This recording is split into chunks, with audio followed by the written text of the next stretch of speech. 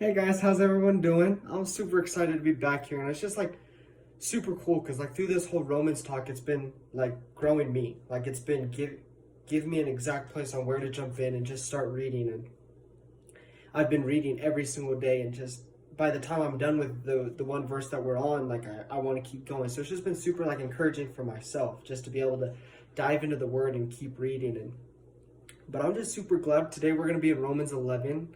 I'm excited that I get to read through this and just go through this with you guys. First part that really stuck out to me was at Romans 3 or 11 verse 3. And Elijah, it goes back to Elijah pleading out to God. And it just goes on to say, Lord, they have killed your prophets. They have torn down your altars. I am the only one left, and they are trying to kill me too. And verse 4. And what does God answer to him? I have received for myself 7,000 who have not bowed to Baal. And I just thought it was like super cool because Paul is just going on this story about how Elijah is pleading out to God, like, God help me.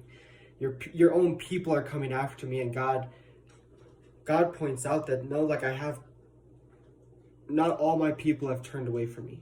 And he sees out those people that are still have a fire for God. And I just thought it was like super encouraging and super just like uplifting to think that even in this crazy world, there are so many people that have turned away from God. He still sees me out, and he still sees my heart that is trying to grow his kingdom.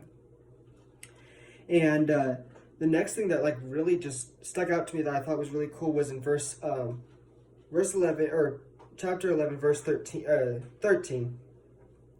And it goes on to say, I am talking to the Gentiles. I, as much as I am the apostle to the Gentiles, and I take pride in my ministry. And in verse 14, in hope that I may somehow arise my own people to envy and save them of themselves. And it was like super cool and kind of challenging myself because I didn't know this, but those people, the Israelites that turned away from God, that started just like praising other altars, lifting up other gods, that blessing was lifted off of them and went to the Gentiles, which I was like super cool, but it was also like frightening. Like, you know, as much as we think God is such a merciful God, he is just, and he is harsh, but he does it all out of love.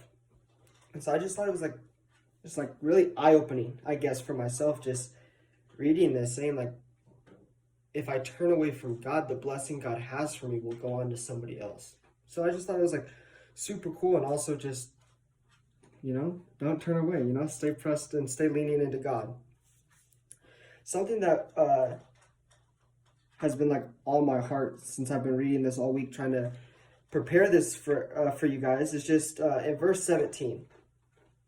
And it just talks about how it paints this picture for us about how God has this tree, and there's room for everybody on this tree of life, this God's family, I guess, you know, in my own words, of just how there's always room for another branch.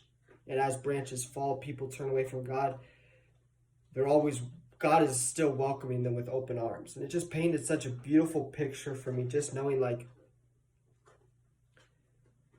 no matter how far I've gone or how close I am now with God, like there will always be a place in his family for me. And then just the last thing, I wanted to read this to you guys. And it goes on in verse 33. Oh, the depth and riches, wisdom, and knowledge of God. How unsearchable his judgment and his path beyond tracing out. Who has known the mind of the Lord? Or who has been the counselor of him? Who has ever given to God, that God may repay them? For him, and through him, and for him are all things. To him be the glory forever. Amen.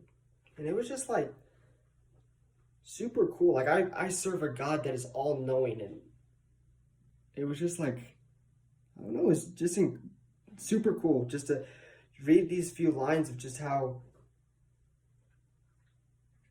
for him, through him are all things. And it's just like super cool, excuse me. So one question I wanted you guys to just really chew on Have you guys ever felt like you did something that was too far for God to heal, too far for you to ever be accepted in His family?